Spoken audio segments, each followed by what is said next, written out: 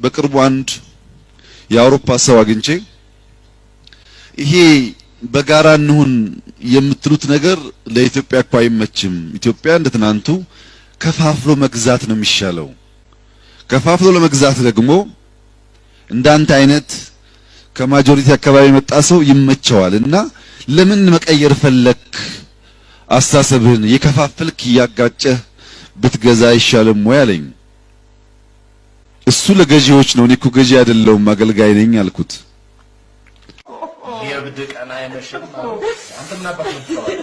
انت ايش بك على الولد هذا؟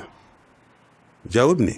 انا جيت لان في رجال عاين هو رجال ولا هو مراه؟ في بينك وبينه شيء؟ اكل شيء من عندك؟ في حاجه انت اخذت منه شيء؟ يا رجال على الحرام لا اعرفه ولا يعرفني، شفته